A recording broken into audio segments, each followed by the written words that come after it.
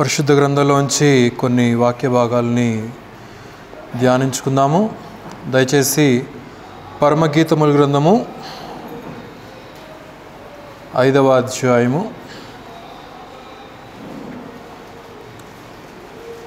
పరమగీతముల గ్రంథము 5వ అధ్యాయము 9-10 వచనాలు చదువుతున్నాను, దయచేసి గమనించండి. స్త్రీలలో అధిక సుందరి వగుదానా, వేరు ప్రియుని కన్నా నీ ప్రియుని విశేషమేమి? నీవు మా చేత ప్రమాణము చేయించుకొనుటకు వేరు ప్రియుని కన్నా నీ ప్రియుని విశేషమేమి? నా ప్రియుడు ధవలవర్ణుడు, రత్నవర్ణుడు, 10,000 మంది పురుషులలో అతన్ని గుర్తింపవచ్చును. ప్రభు ఈ కొద్ది వాక్య భాగం దీవించిన రీతిగా చిన్న ప్రార్థన చేసుకుందాము. దయచేసి తలలు వంచి మమ్మల్ని మిక్కిలిగా ప్రేమించినటువంటి మా ప్రియ రక్షక, మా ప్రభు యేసయ్య, ఈ యొక్క మధ్యాహ్న కాలపు సమయంలో ఇంతవరకు ఆరాధన కార్యక్రమం అంతట్లో కూడా మీరే సర్వమహిమ ఘనత పొంది ఉన్నారని నమ్ముచున్నాము నాయన. తదుపరి నాయన ఈ యొక్క వాక్య భాగంలోకి నాయన మేము ప్రవేశించుంటుండగా చదవబడినటువంటి లేఖన భాగం మీరు దీవించండి నాయన. నిలువబడి నేను మట్టివాడను మీ యొక్క సిలువ చెంత మరుగుపరిచి పరిశుద్ధాత్మని యొక్క సహాయం ద్వారా మాలో ఉన్న ప్రతి ఒక్కరితో మీరే మీ యొక్క జీవం కలిగినటువంటి వాక్యాన్ని వినిపింపచేదురని మా ప్రభువును మా రక్షకుడైనటువంటి యేసుక్రీస్తు వారి అతి శ్రేష్టమైనటువంటి నామములో స్తుతించి వేడుకొనుచున్నాము తండ్రి, ఆమేన్. ప్రభునందు ప్రియులారా, ఇక్కడ మనం చదువుకున్నటువంటి వచ్చిన భాగంలో జ్ఞాని అయినటువంటి సొలొమోను సంఘానికి క్రీస్తుకు ఉన్నటువంటి సంబంధాన్ని మరి ఇక్కడ మనకు తెలియచేస్తూ ఉంటున్నాడు. యెరూషలేము కుమార్తెలు షూలమితిని అడుగుతూ ఉంటున్నారు, వేరు ప్రియుని కన్నా నీ యొక్క ప్రియుని విశేషం ఏమిటి అని చెప్పి అడుగుతూ ఉంటున్నారు. అంటే దానికి ఇండైరెక్ట్గా వాళ్ళు చెప్తున్నటువంటి మాట ఏంటంటే, మాకు ప్రియులనబడేటువంటి వారు ఉన్నారు, మేము ఆరాధించేటువంటి వారు ఉంటున్నారు, మేము సేవించేటువంటి వారు ఉంటున్నారు, మరి వారికి అంటే మించినటువంటి భిన్నత్వము విశేషము మరి నీవు ప్రేమించేటువంటి నీ యొక్క ప్రియునిలో, నీవు ఆరాధించేటువంటి నీ యొక్క ప్రభువులో, నీ యొక్క దేవుడిలో ఏంటి ప్రత్యేకత అని చెప్పి ఇక్కడ యెరూషలేము కుమార్తెలు షూలమితిని అడుగుతున్నటువంటి విషయాన్ని ఇక్కడ మనం గమనించగలుగుతూ ఉంటున్నాం. కనుక ఈ యొక్క ప్రేమలో ఉన్నటువంటి విశేషత, దాని యొక్క లోతు చాలా ఉన్నతమైనటువంటిది. మానవుని యొక్క ప్రేమ ఒక ఎత్తైతే దైవికమైనటువంటి ప్రేమ చాలా ఉన్నతమైనటువంటి ప్రేమగా మనం గమనించవచ్చు. మానవులు సహజంగా ఏదో కొద్దిపాటి ప్రేమను చూపించగలుగుతారు. ప్రేమలో కూడా అనేక రకాలైనటువంటి ఉన్నాయి. మరి యవనస్తులు వారు ప్రేమించేటువంటి విధానము వేరుగా ఉంటుంది. మరి మధ్య వయసు కలిగినటువంటి వారు ప్రేమించేటువంటి తత్వం వేరుగా ఉంటుంది. వృద్ధులు ప్రేమించేటువంటి విధానం వేరుగా ఉంటుంది. ప్రేమలో అనేక రకాలైనటువంటి కోణాలు, భావాలు, తాత్పర్యాలు ఉన్నాయి.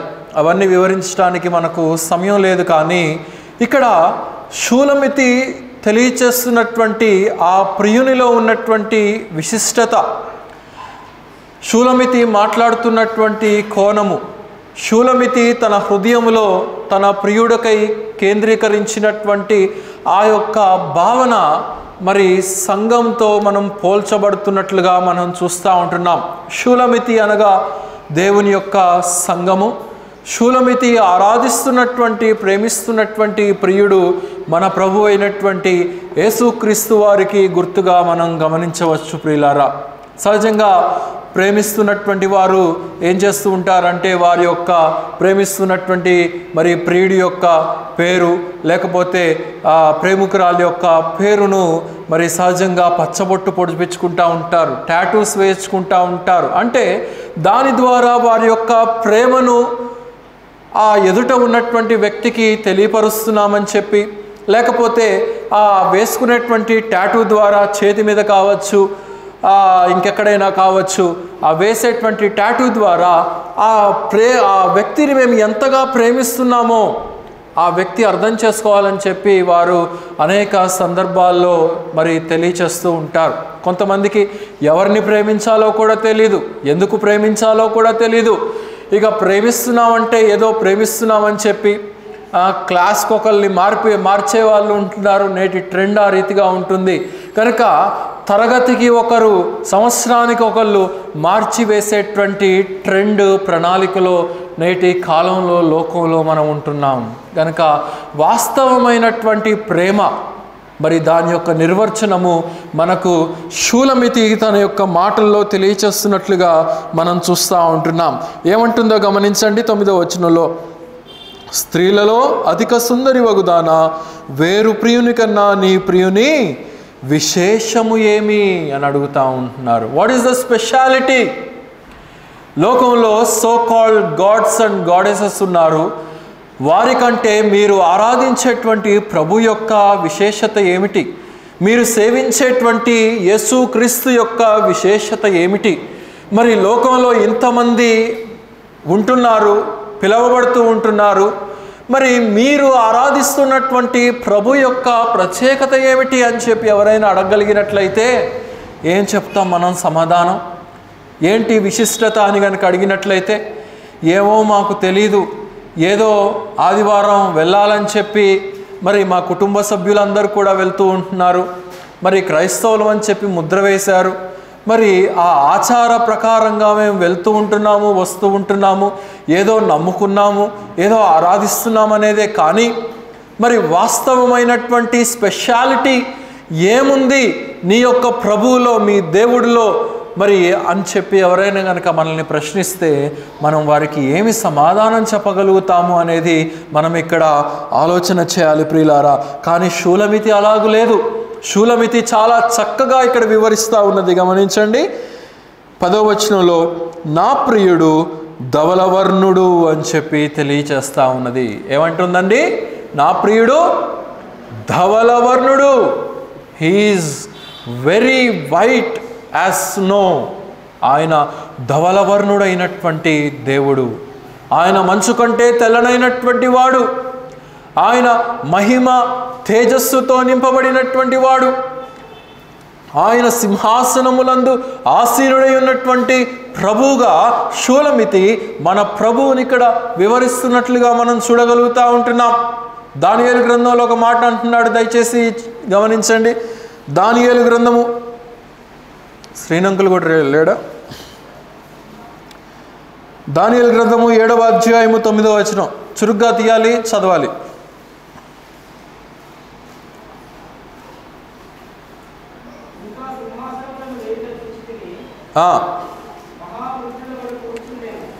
మహావృద్ధుడొకడు కూర్చొని ఉండెను. ఆయన వస్త్రము హిమము వలె ధవలముగాను,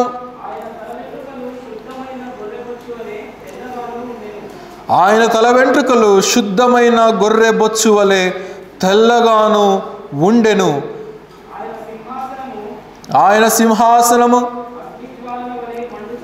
అగ్నిజ్వాలల వలె మండుచూ ఉండెను. దాని చక్రములు అగ్ని వలె ఉండెను అని ఇక్కడ మనం చూస్తూ ఉంటున్నాం. సింహాసనమునందు ఆసీనుడై ఉన్నటువంటి మహావృద్ధుడు అని చెప్పి ఇక్కడ పరిశుద్ధాత్ముడు వివరిస్తూ ఉంటున్నాడు. ఎవరు ఈ యొక్క వృద్ధుడు? మన ప్రభు అయినటువంటి యేసుక్రీస్తు వారే ఈ యొక్క వృద్ధుడు. అయితే పరిశుద్ధాత్ముడు ఇక్కడ వృద్ధుడు అని చెప్పి ఎందుకు రాయిస్తూ ఉంటున్నాడు అని అంటే, వృద్ధుడు అనేటువంటి మాటకు అర్థము మరి అనుభవనీయుడు అనేటువంటి విషయాన్ని మనం ఇక్కడ గమనించాలి. ఈయన అనుభవములో ఉన్నతంగా ఉన్నటువంటి వాడు. ఈయన ఏదో మచ్చుకు పుట్టుకొచ్చినటువంటి వాడు కాడు, కానీ అనాది కాలము నుండి కూడా ఉన్నటువంటి వాడు. ఏదో మానవుడు సృష్టించబడిన తరువాత మానవుని ద్వారా తయారు చేయబడినటువంటి వాడు కాడు, కానీ ఈయన సృష్టి ఆరంభము నుంచే ఉన్నటువంటి వాడు, సృష్టి అనేది లేక మునుపు నుంచే ఉన్నటువంటి వాడు అనేటువంటి విషయాన్ని ఇక్కడ మనం గమనించాలి. అందుకే ఇక్కడ మహావృద్ధుడు సింహాసనమునందు ఆసీనుడై ఉన్నాడు అని చెప్పి తెలియచేస్తూ ఉంటున్నాడు. నీవు చదివితే, నీకన్నా ముందు ఉన్నవారు చదివితే, అంతకన్నా ముందు ఉన్నటువంటి వారు చదివితే, అలాగూ మనం చదువుకుంటూ వెళ్తే ఆదాము కంటే ముందు నుంచి ఉన్నటువంటి వాడు అనేటువంటి విషయాన్ని మనం ఇక్కడ గమనించాలి. అలాగైతే ఈయనంట మరి ఆయన వస్త్రము హిమము వలె ధవలముగాను, ఆయన తల వెంట్రుకలు శుద్ధమైన గొర్రెబొచ్చు వలె తెల్లగాను ఉండెను అని ఇక్కడ మనం చూస్తూ ఉంటున్నాం. ధవల సింహాసనమునందు ఆసీనుడైనటువంటి ప్రభు, ఆయన వస్త్రములు హిమము వలె తెల్లగా మరి మహిమతో నింపబడినవిగా మనం ఇక్కడ గమనించగలుగుతూ ఉంటున్నాం. మీకా గ్రంథం 5వ అధ్యాయము 2వ వచనం. మీకా గ్రంథము 5వ అధ్యాయము 2వ వచనం.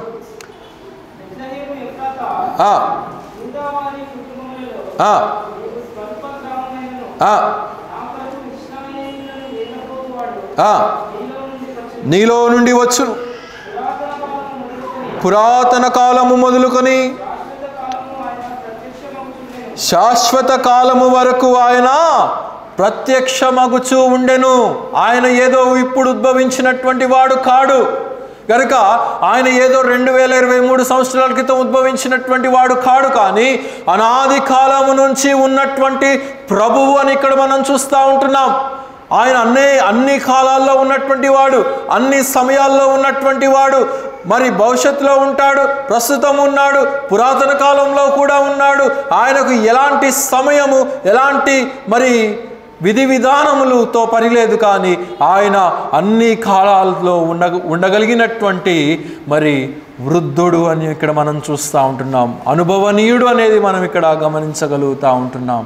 అలాగైతే ఆ ప్రభు, ఆయన యొక్క మహిమ, ఆయన యొక్క ధవల వర్ణుడుగా ఇక్కడ షూలమితి అభివర్ణిస్తూ ఉన్నది కదా. ఆ ధవల సింహాసనం ముందు ఆసీనుడైనటువంటి ప్రభు కేవలం పరలోకంలో మాత్రమే కాదు, ఆయన ఈ లోకంలో ఆయన శరీరధారిగా ఉన్నప్పటికీ కూడా ఆయనలో ఉన్నటువంటి దైవత్వము ఆయనను మహిమతో నింపినట్లుగా కూడా మనం గమనించవచ్చు. ప్రియులారా, మత్తయి సువార్త 17వ అధ్యాయము 2వ వచనాన్ని త్రిపండి. మత్తయి సువార్త 17వ అధ్యాయము 2వ వచనం.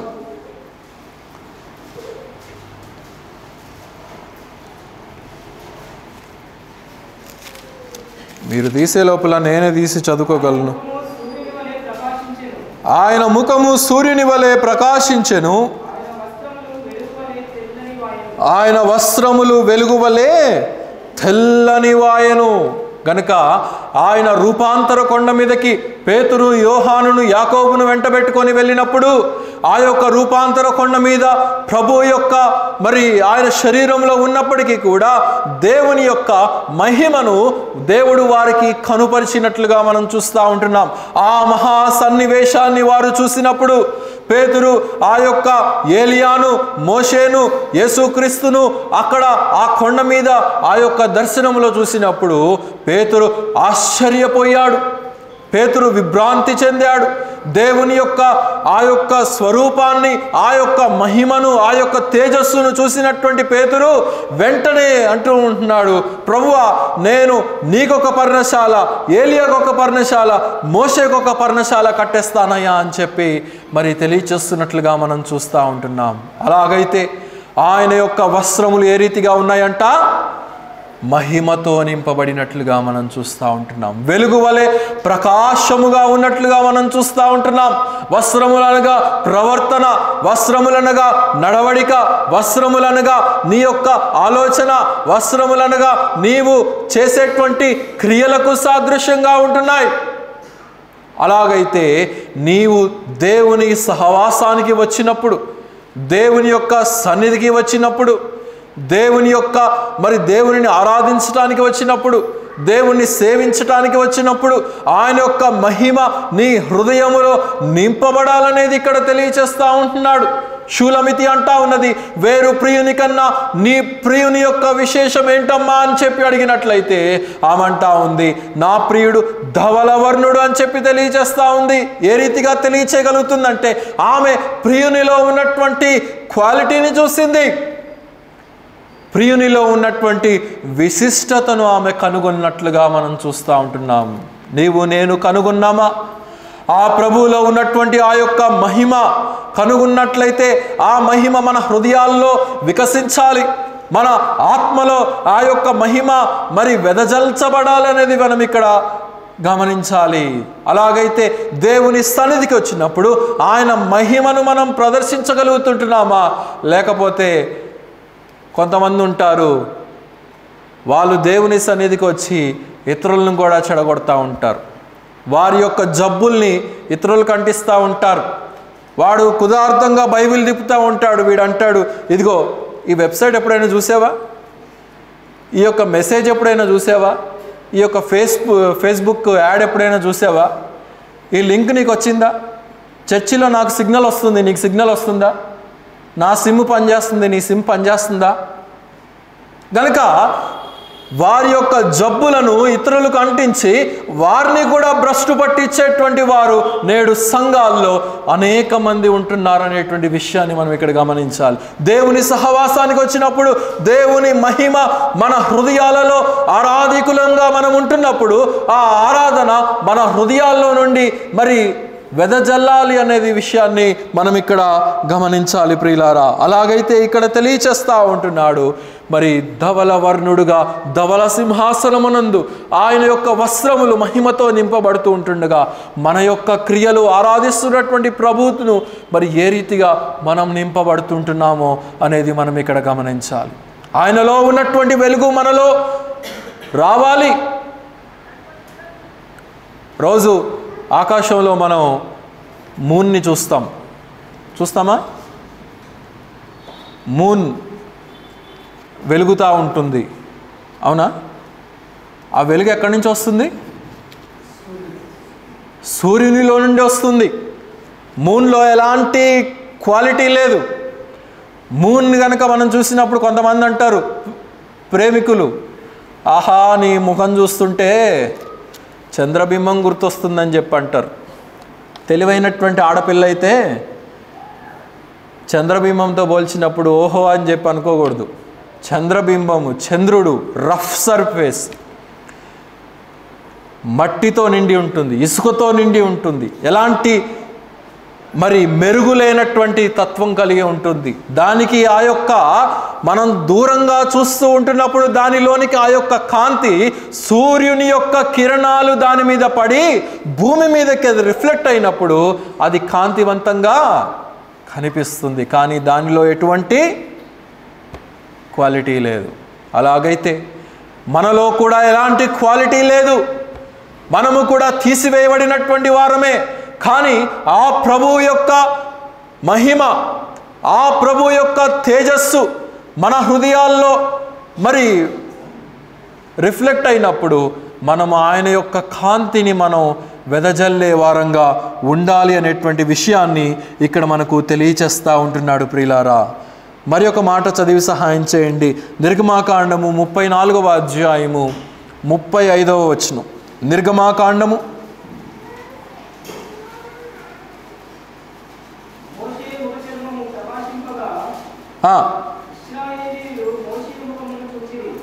ఇశ్రాయేలీయులు మోషే ముఖమును చూచిరి.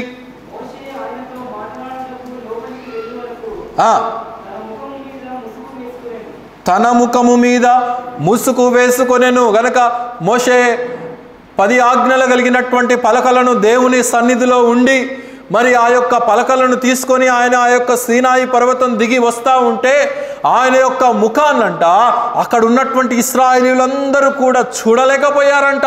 ఎందుకంటే దేవుని యొక్క మహిమ ఎవరిలోకి వచ్చింది?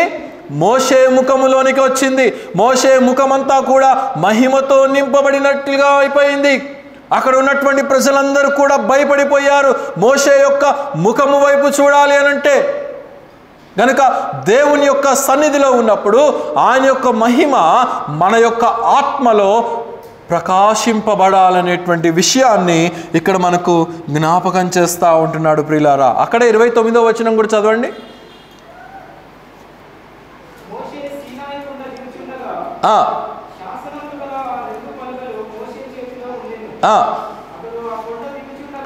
అతడు ఆ కొండను దిగుచూ ఉంటుండగా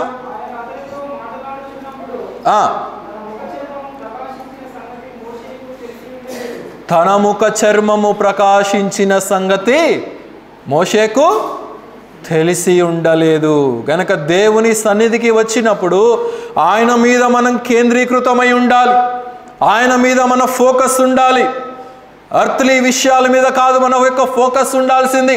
ఎంతసేపు శారీరకమైనటువంటి విషయాలు, ఎంతసేపు శరీరానికి సంబంధించినటువంటి విషయాలు, మరి ఈ యొక్క లోకంలోనే ఉన్నటువంటి విషయాల మీదనే మనం కేంద్రీకరిస్తే ఆత్మ సంబంధమైనటువంటి విషయాలలో ఉన్నటువంటి మహిమను, ప్రభావాన్ని మనం చూడలేమనేటువంటి విషయాన్ని మనం ఇక్కడ గమనించాలి.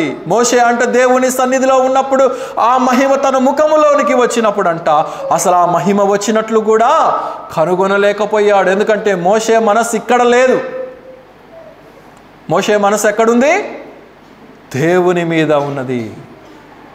పరసంబంధమైనటువంటి మనస్సు కలిగినటువంటి మోషేగా ఇక్కడ మనం గమనించగలుగుతూ ఉంటున్నాం. శరీరాన్ని మనం చూసుకున్నామా? శరీరంలో ఉన్నటువంటిదంతా కూడా చెత్తే. లోకంలో ఉన్నదంతయు చెప్పండి. నేత్రాశ, జీవపు డంబము. కనుక శరీరాశ, నేత్రాశ, జీవపు డంబం. దానిని కనుక మనం ప్రాముఖ్యత ఇచ్చినట్లయితే చివరికి మనకు మిగిలేది గార్బేజే. రోజు మనం గార్బేజ్ని ఏం చేస్తాం? ఉదయాన్నే చెత్తవాడొస్తే వాడికి ఇచ్చేస్తూ ఉంటాం. తీసుకెళ్ళి బీరువాలో పెట్టుకుంటామా? చెప్పండి, పెట్టుకుంటారు ఎవరైనా?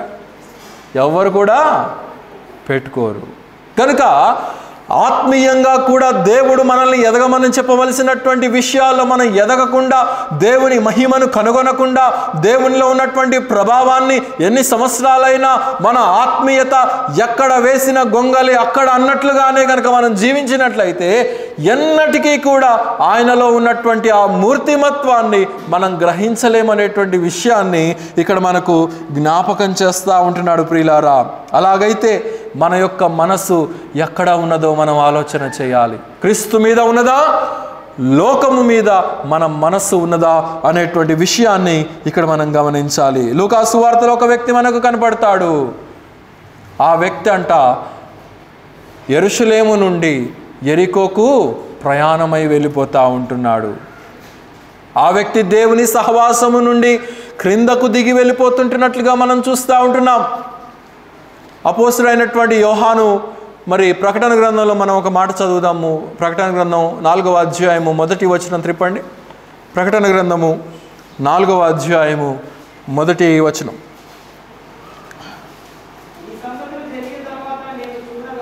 ఈ సంగతులు జరిగిన తరువాత నేను చూడగా పరలోకమందు ఒక తలుపు తెరవబడి ఉండెను.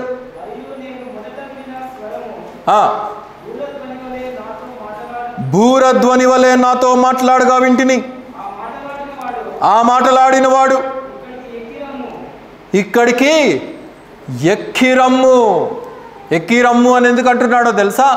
మనం ఉన్నటువంటి స్థితిలో పద్మసు ద్వీపంలోనే ఉన్నాడు యోహాను, ఆత్మవశుడుగానే ఉన్నాడు, దేవుని జ్ఞానం కలిగి ఉంటున్నాడు.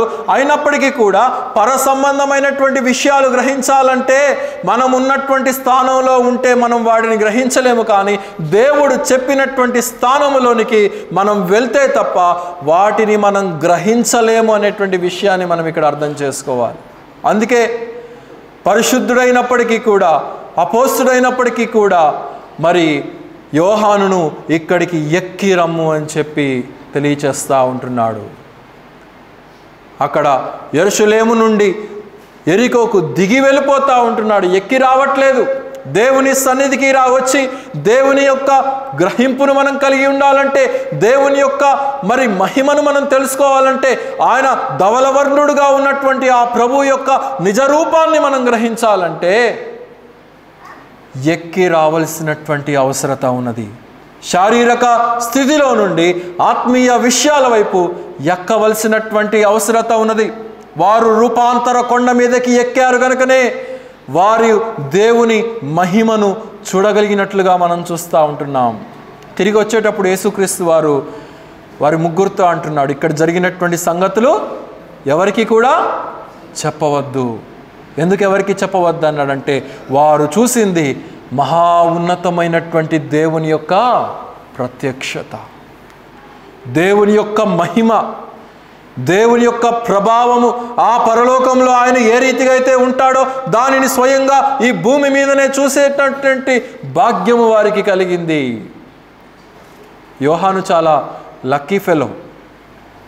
దేవుని యొక్క ఆ యొక్క మహిమను చూడగలిగాడు అనేటువంటి విషయాన్ని మనం ఇక్కడ గమనించాలి. నిర్గమాకాండము 19వ అధ్యాయము 20వ వచనంలో ఒక మాట అంటాడు, గమనించండి. నిర్గమాకాండము 19వ అధ్యాయము 20వ వచనం.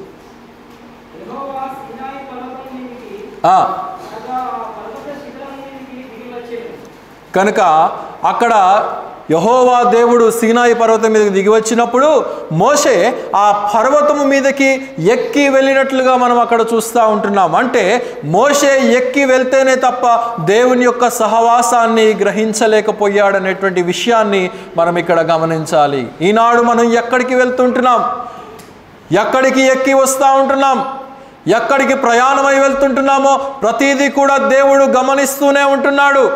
ఈనాడు దేవుని సన్నిధిలో ఉండి దేవుణ్ణి ఆరాధించవలసినటువంటి వారు నేడు లోకంలో కలిసిపోయినట్లుగా మనం చూస్తూ ఉంటున్నాం.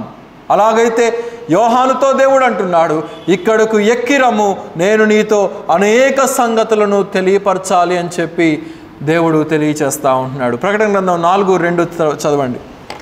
ప్రకటన గ్రంథం 4వ అధ్యాయము 2వ వచనం. వెంటనే నేను ఆత్మవశుడనైతిని, అదిగో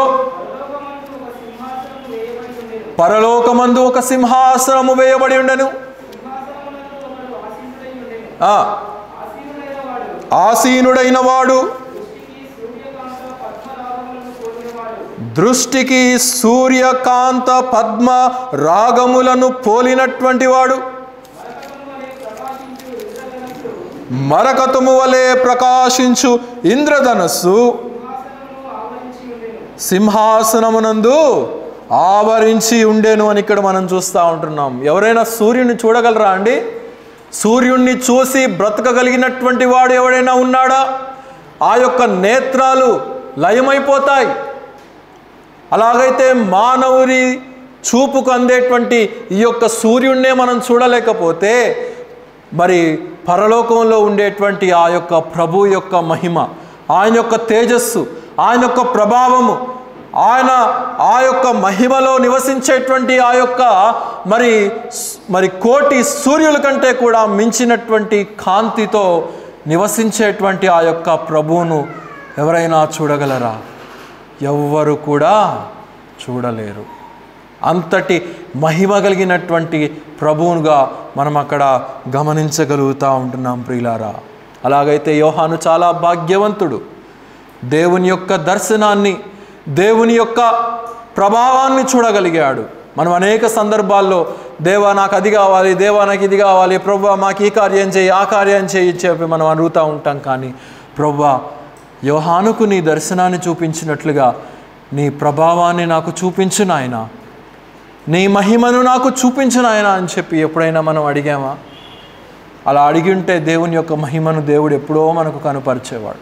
అలాగా విశ్వాస రూపకంగా మనం అడగట్లేదు, జీవించట్లేదు కనుకనే అనేక విషయాలను వీఆర్ లూజింగ్ మెనీ థింగ్స్ అనేటువంటి విషయాన్ని ఇక్కడ మనం అర్థం చేసుకోవాలి ప్రియులారా. అలాగైతే యోహాను ఇక్కడ దేవుని యొక్క మహిమను దేంతో పోలుస్తున్నాడు? సూర్యకాంత పద్మరాగములతో పోలుస్తూ ఉంటున్నాడు. హీఈస్ కంపేరింగ్ గాడ్స్, ఆయన యొక్క థ్రోన్ని, ఆయన యొక్క ప్రభావాన్ని పద్మరాగములతో పోలుస్తూ ఉన్నాడు. క్రిస్టల్స్తో, రూబీస్తో, జెమ్స్తో పోలుస్తున్నట్లుగా ఇక్కడ మనం చూస్తూ ఉంటున్నాం. అందుకే మనం పాడుకునేటువంటి ఒక పాట ఉంది కదా, సమీపించరాని తేజస్సులో నీవు వసించువాడవైనా మా సమీపమునకు దిగి వచ్చినావు నీ ప్రేమ వర్ణింపతరమా మా సమీపమునకు దిగి వచ్చినావా వర్ణింపతరమా. చాలండి. గనుక ఆ యొక్క అసమానమైనటువంటి ఆ తేజస్సు కలిగినటువంటి ఆ ప్రభు, ధవలవర్ణుడుగా పిలువబడేటువంటి ఆ ప్రభు, ధవలవర్ణ సింహాసనంలో నివసించేటువంటి ఆ యొక్క ప్రభు మన కొరకు ఏమైపోయాడు? ఈ లోకంలోనికి వచ్చాడు. మనల్ని ప్రేమించి ఆ తేజస్సును, ఆ మహిమను మన కొరకు విడిచిపెట్టేసినట్లుగా మనం చూస్తూ ఉంటున్నాం.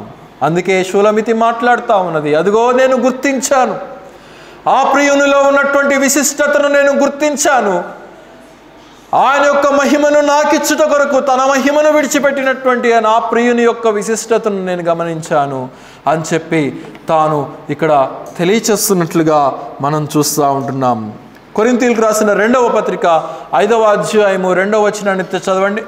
కొరింథీయులకు రాసిన 2వ పత్రిక 5వ అధ్యాయము 2వ వచనం. మనము దిగంబరములు కాక వస్త్రము ధరించుకొనిన వారముగా కనబడుదుము. కాబట్టి పరలోకము నుండి వచ్చు మన నివాసము దీనిపైన ధరించుకొన అపేక్షించుచు దీనిలో మూల్గుచూ ఉంటున్నాము. ఈ శరీరంలో ఎలాంటి మహిమ లేదు, ఇది నిరర్ధకమైనటువంటిది. మనమే దానికి ఏ సోప్ వాడదామా, ఏ ఫెయిర్ అండ్ లవ్లీ వాడదామా, ఏ క్రీమ్ వాడదామా, మార్కెట్లో ఏది క్రొత్తగా వస్తే దాన్ని ప్రయోగిస్తూ ఉంటాం మన శరీరం పైన. కానీ ఎలాంటి ప్రయోజనం ఉండదు, ఏదో కొన్ని గంటలు కూడా అది ఉండదు. కానీ ఈ యొక్క శరీరము మీద పరలోకము నుండి దిగివచ్చు ఆ మహిమా శరీరము ధరించుకొనవలసినటువంటి అవసరత ఉన్నది. దాని కొరకే మేము అపేక్షిస్తున్నామని చెప్పి ఇక్కడ పౌలు భక్తుడు తెలియచేస్తూ ఉంటున్నాడు. గనుక మనం అపేక్షించవలసింది ఆయన యొక్క మహిమ, ఆయన యొక్క ప్రభావము, ఆయన యొక్క తేజస్సును మనము అపేక్షించవలసినటువంటి వారమై ఉంటున్నాం. అది మొదటిది. 2వ మాట ఏమంటుంది షూలమితి? నా ప్రియుడు రత్నవర్ణుడు అని చెప్పి తెలియచేస్తూ ఉంది. కనుక హీజ్ రూఢి, నా ప్రియుడు రత్నవర్ణుడు అయినటువంటి ప్రభువు. వాస్తవానికి యూదులకు చాలా అందమైనటువంటి శరీర ఆకృతిని దేవుడిచ్చాడు. ఒక మాట దావీదు గురించి అంటాడు, త్రిపండి సమూయేలు మొదటి గ్రంథము 16వ అధ్యాయము 12వ వచనం. సమూయేలు మొదటి గ్రంథము 16వ అధ్యాయము 12వ వచనం.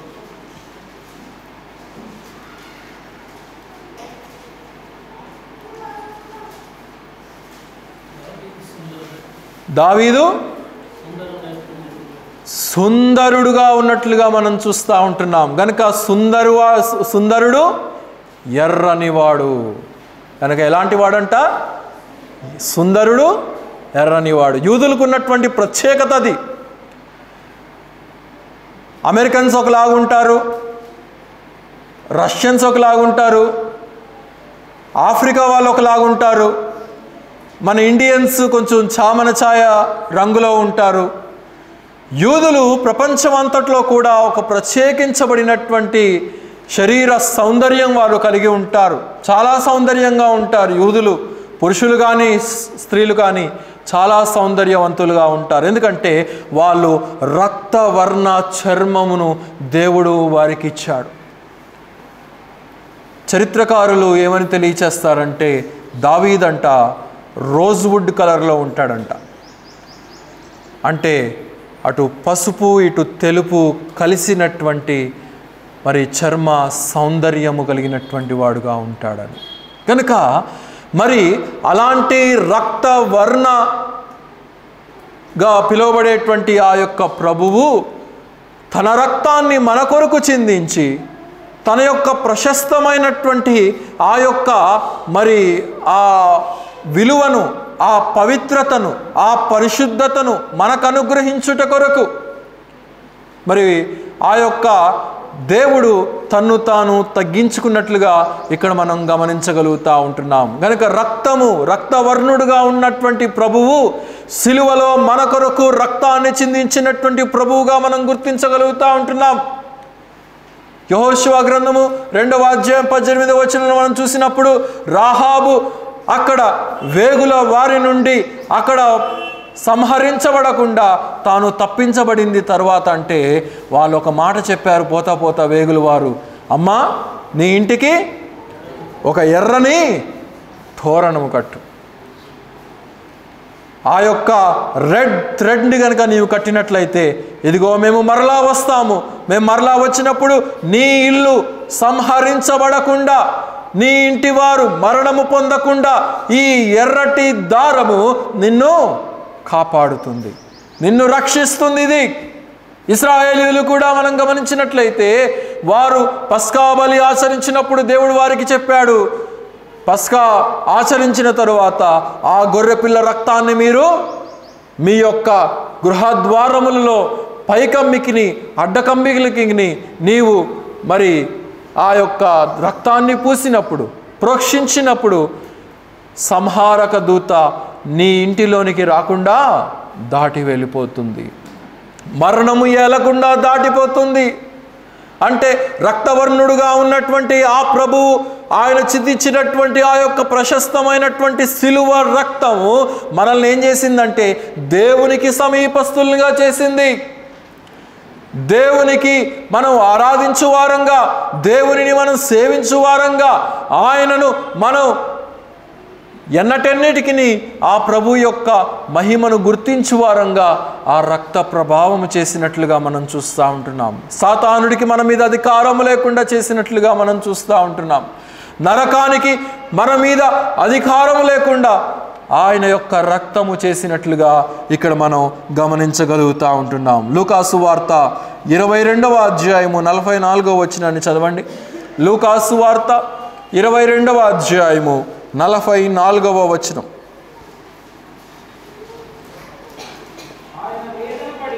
ఆయన వేదనపడి మరింత ఆతురతముగా ప్రార్థన చేయగా ఆయన చెమట నేల పడుచున్న గొప్ప రక్త బిందువుల వలె అయినట్లుగా మనం చూస్తూ ఉంటున్నాం. ఆయన ఈ లోకంలో అనేక సందర్భాల్లో ప్రార్థన చేస్తున్నప్పుడు మరణ వేదన ఆయనను కమ్ముకున్నప్పుడు ఆయన యొక్క చెమట బిందువులు రక్త బిందువుల వలె మారిపోయినట్లుగా మనం చూస్తూ ఉంటున్నాం. ఆ రక్త బిందువులే మన హృదయమందు ప్రోక్షించబడినప్పుడు, మన ఆత్మల మీద ప్రోక్షించబడినప్పుడు మనము దేవునికి ఒక ప్రజలముగా తీర్చబడినట్లుగా మనం చూస్తూ ఉంటున్నాం.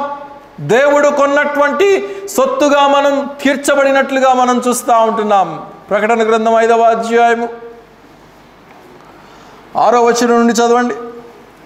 ప్రకటన గ్రంథము 5వ అధ్యాయము మరియు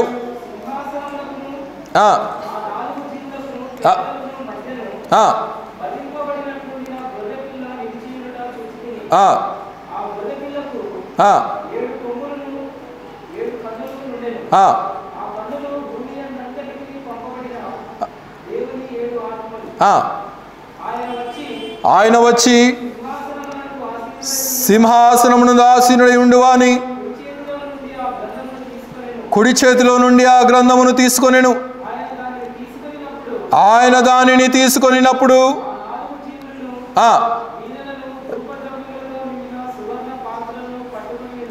అక్కడ 9వ వచనానికి వెళ్ళిపోండి.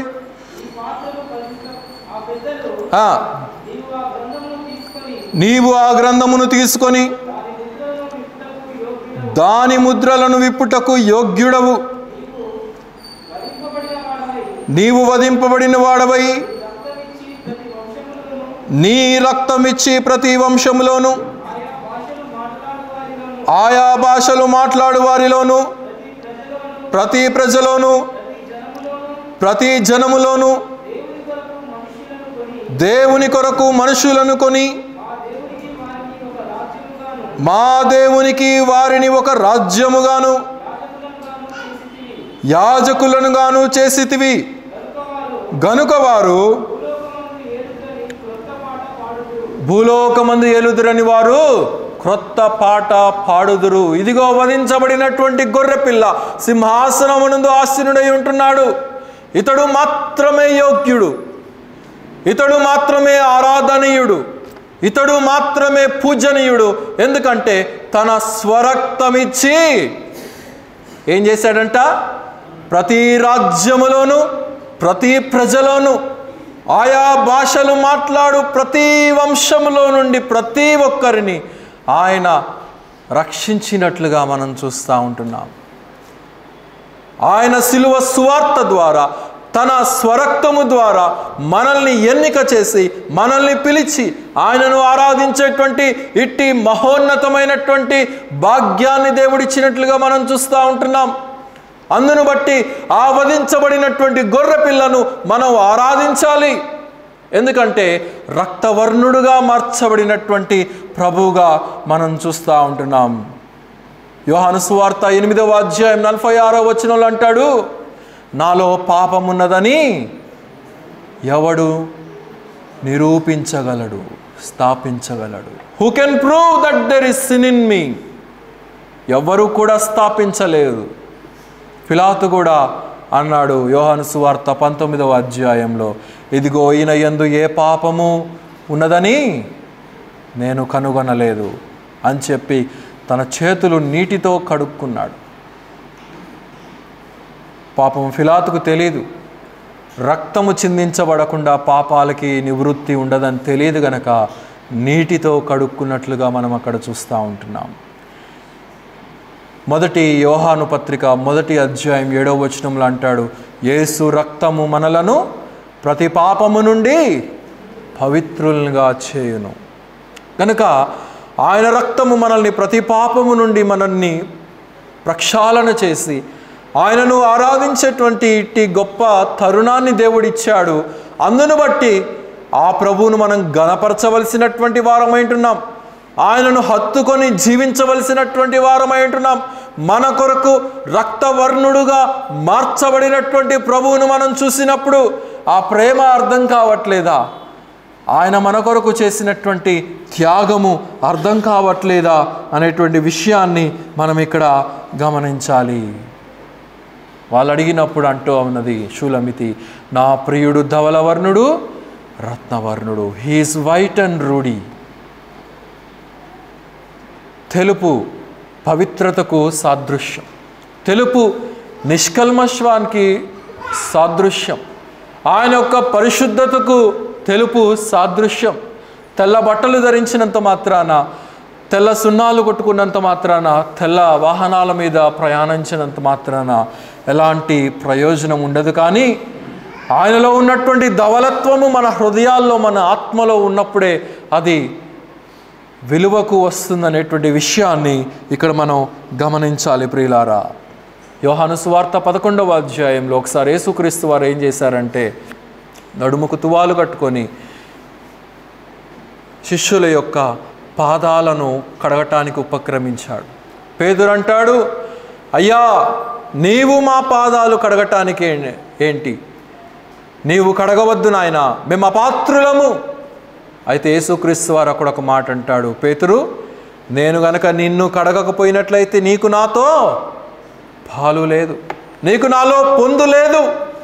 నీవు నాతో సహవాసం చేయాలన్నా, నీవు నాతో జీవించాలన్నా, నీవు నాతో యుగయుగాలు పరలోకములో నీవు కూడా ఆసీనుడుగా నీవు నాతో ఉండాలన్నా నేను నిన్ను కడగవలసినటువంటి అవసరత ఉన్నది. నీవు నన్ను కడగవద్దంటే కనుక ఇక ఎన్నటికీ నీకు నాతో పాలు పంపులు ఉండవు, గుర్తుంచుకో. కనుక చాలామంది దేవుని యొక్క సిలువ రక్తము యొక్క విలువ తెలియక దేవునిని అడగట్లేదు, రక్షించమని అడగట్లేదు, తమ యొక్క పాపాలని కడగమని చెప్పి అడగలేకపోతుంటున్నారు అనేటువంటి విషయాన్ని ఇక్కడ మనం గమనించాలి ప్రియులారా. తర్వాత 3వ మాట, నా ప్రియుడు రత్నవర్ణుడు, ధవలవర్ణుడు. మూడో మాట ఏమంటుంది?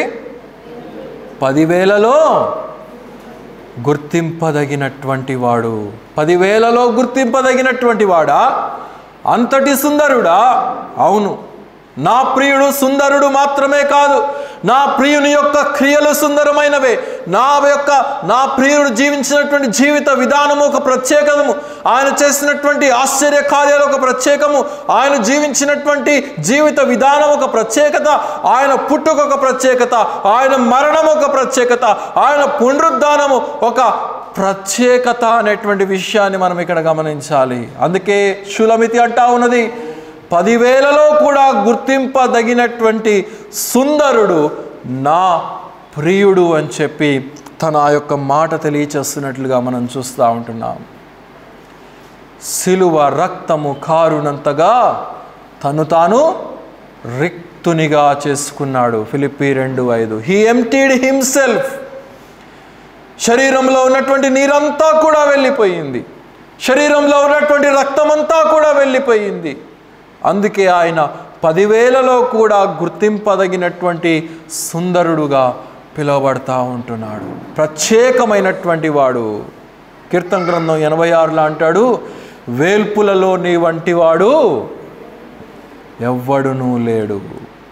వేల్పులలో ఈ లోకంలో అనేకమైనటువంటి దేవతలు, దేవుళ్ళు అనబడేటువంటి వారు అనేకమైనటువంటివి ఉన్నారు. సృష్టించబడినటువంటి వారు, మట్టితో చేయబడినటువంటి వారు, ఎన్ని యాగాలు చేసినా, ఎన్ని నోములు నోచినా, ఎన్ని ప్రాణ ప్రతిష్ఠ కార్యక్రమాలు చేసినా ఎలాంటి ప్రయోజనము లేదనేటువంటి విషయాన్ని మనం ఇక్కడ గమనించాలి. తన ప్రాణాన్ని ప్రతిష్ఠించినటువంటి వాని కొరకు పూజించక వీళ్ళు ఏం చేస్తున్నారు? ఇప్పుడు ప్రాణప్రతిష్ఠ కార్యక్రమాలు అని చెప్పి చేస్తూ ఉంటున్నారు. గుర్తించలేకపోతుంటున్నారు. మానవుడు అంధత్వంలో మూసివేయబడి ఉంటున్నాడు. ప్రత్యేకమైనటువంటి వాడు, వేల్పులలో నీ వంటి వాడు లేడు అని చెప్పి గుర్తించబడుతున్నటువంటి జీవము కలిగినటువంటి ప్రభువును ఆరాధించవలసినటువంటి వారై ఉంటున్నారు ఈ మానవులు అనబడేటువంటి వారు. కానీ ఈ మానవులే మరలా మట్టితో విగ్రహాలను చేసి, మరలా వాటికి ఆలయాలు కట్టి, మరలా వాటికి కోట్లు కోట్లు కోట్లు కోట్లు, వేల కోట్ల రూపాయలు, లక్షల కోట్ల రూపాయలు చెల్లించి ఏమి ప్రయోజనము లేనటువంటి కార్యక్రమాలు చేస్తూ ఉంటున్నారు.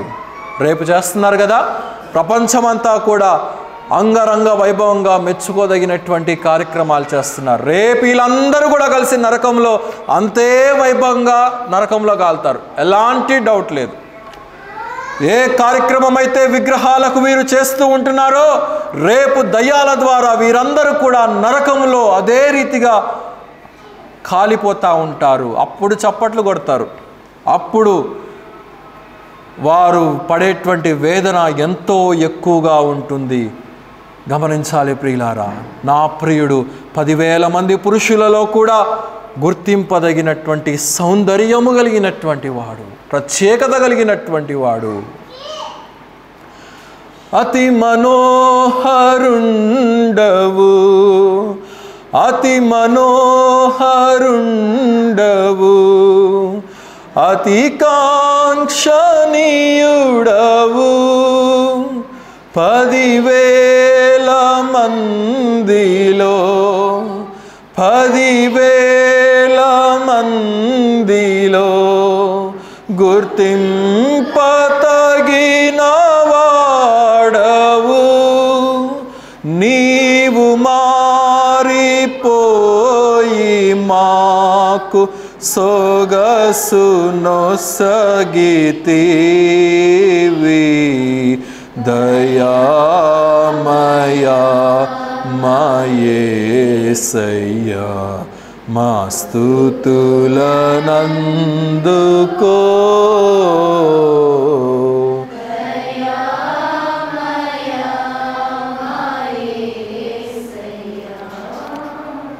కనుక ఇంతటి అధికాంక్షణీయుడైనటువంటి ఆ ప్రభు మనల్ని ప్రేమించి ఎలాంటి సొగసు స్వరూపములైనటువంటి రిక్తుడుగా చేయబడి ఆయన ధవల సింహాసనమును వదులుకున్నాడు.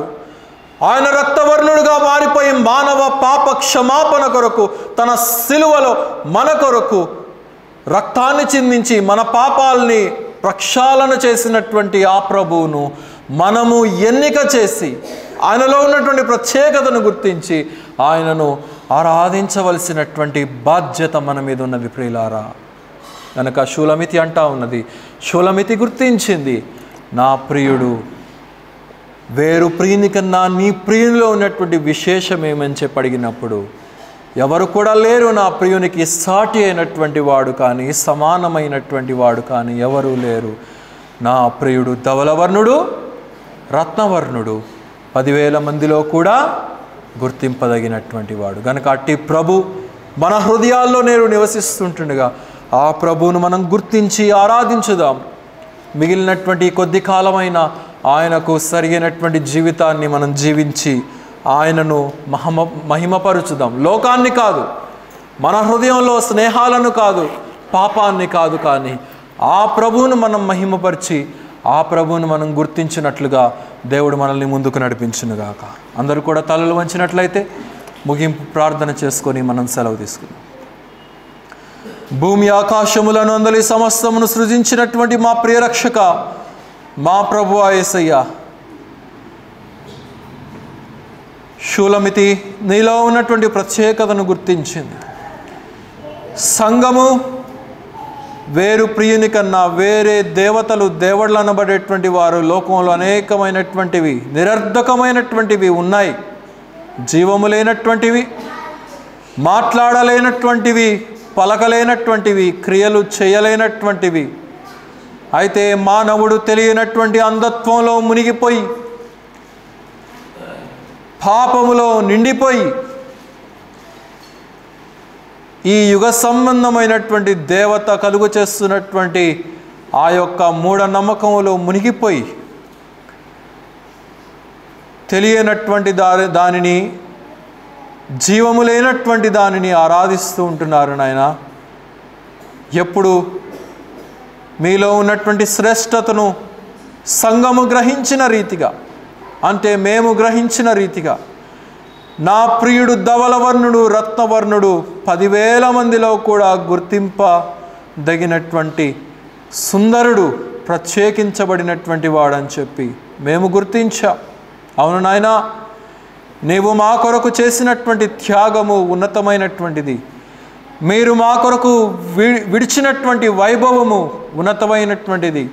అయితే అట్టి వైభవము మీరు మాకు ఇచ్చుటానికి, మమ్మల్ని కూడా ఆ యొక్క మహిమలో చేర్చటానికి, మాకు కూడా అలాంటి యోగ్యతను అనుగ్రహించటానికి మీరు రక్తవర్ణుడుగా మారిపోయి మీ రక్తములో ఉన్నటువంటి పాప క్షమాపణ అనేటువంటి ఆ యొక్క అనుభవాన్ని మాకిచ్చి మమ్మల్ని ఎన్నిక చేసినటువంటి విధానాన్ని బట్టి ఎంతగానో స్తుతించుచుంటున్నాం. ఆయా భాషలు, ఆయా దేశాలు, ఆయా ప్రజలు, ఆయా వంశాలలో ఉన్నటువంటి మీ ప్రజలను మీరు ఎన్నిక చేస్తున్నటువంటి విధానాన్ని బట్టి ఎంతగానో స్తుతించుచుంటున్నాం. అవును నాయన, నీవు మాత్రమే యోగ్యుడవు. ఎందుకంటే నీవు మా కొరకు రక్తాన్ని చిందించి చనిపోయి తిరిగి లేచినటువంటి జీవము కలిగినటువంటి ఒక్కడైనటువంటి ప్రభుడవుగా ఈ లోకంలో నీవు ఉంటున్నావు. సృష్టి ఆరంభము మొదలుకొని సృష్టి అంతము, అన్ని కాలాలలో కూడా, అన్ని సమయాల్లో కూడా ఉండేటువంటి జీవాధిపతి అయినటువంటి ప్రభువుగా నీవు ఉంటున్నావు నాయన. లోకం నీ యొక్క మహిమను గుర్తించగలుగులావున. తెలియనటువంటి ఆ యొక్క ప్రతిమలకు మొక్కకుండా వాటిని ఆరాధిస్తుంటున్నారు నాయన. ఇకనైనా వాటిని తెలుసుకొని అవి నిరుపయోగమైనవని వారు గ్రహించి మిమ్మల్ని వెంబడించేటువంటి కృపను మీరు దయచేయండి నాయన. అలాగనే ఈ మధ్యాహ్న కాలపు సమయంలో చేరి వచ్చినటువంటి ప్రియ సంఘాన్ని మీరు దీవించండి. ప్రతి కుటుంబాన్ని, ప్రతి వ్యక్తిని నిండార్లుగా దీవించమని ప్రార్థన చేయించుంటున్నాం. అలాగనే రాలేకపోయినటువంటి బిడ్డలను మరి ఒక సమయానికి మీరు నడిపించండి నాయన. అలాగనే మీ యొక్క సన్నిధి యొక్క విశిష్టత ఏంటో తెలిసినప్పటికీ కూడా మరి నిర్లక్ష్యం చేసి వెనకంజ వేసేటువంటి వారితో మీరు మాట్లాడండి. ఆదివారం మాత్రమే కాదు, వార మధ్య కార్యక్రమాల్లో కూడా పాలు పొందేటువంటి జ్ఞానాన్ని దయచేయమని ప్రార్థన చేయుచుంటున్నాం నాయన. ప్రతి కార్యక్రమంలో పాలు పొందటం ద్వారా ఎలాంటి దీవెన ఉంటుందో, అసలు ఏ కార్యక్రమంలో కూడా పాలు పొందకుండా ఎలాంటి ఉగ్రత కలుగుతుందో వారు గ్రహించగలుగులాన మీ యొక్క సహాయం అనుగ్రహించమని ప్రార్థన చేయుచుంటున్నాం. ప్రతి ఒక్కరి ఉద్యోగాలలో రాకపోకల్లో మీరు దీవించండి, కాపాడండి. వ్యాపారాలను మీరు దీవించండి. స్కూళ్ళకి వెళ్ళేటప్పుడు వచ్చేటప్పుడు చంటి బిడ్డలకు కావాల్సినటువంటి ఆరోగ్యాన్ని, వారి ఆటపాటల్లో కావాల్సినటువంటి కాపుదలను మీరు దయచేయండి. యవన బిడ్డలు ఉంటున్నారు నాయన, కుడిమికి కానీ ఎడముకు కానీ తొలగకుండా లోకంలో ఉన్నటువంటి వ్యాపకాలు, ప్రేమలు అవి అశాశ్వతమైనటువంటివని, ఒకవేళ వాటిలో మునిగిపోయినప్పటికీ వారు బయటకు వచ్చి మిమ్మల్ని ఆశ్రయించి మీ ప్రేమలో లోతుగా ఉండగలుగునట్లుగా మీ యొక్క సహాయం అనుగ్రహించమని ప్రార్థన చేయుచుంటున్నాం. అలాగనే యూట్యూబ్ ద్వారా కూడా వీక్షిస్తున్నటువంటి ప్రతి కుటుంబాన్ని, ప్రతి వ్యక్తిని నిండారులుగా దీవించండి.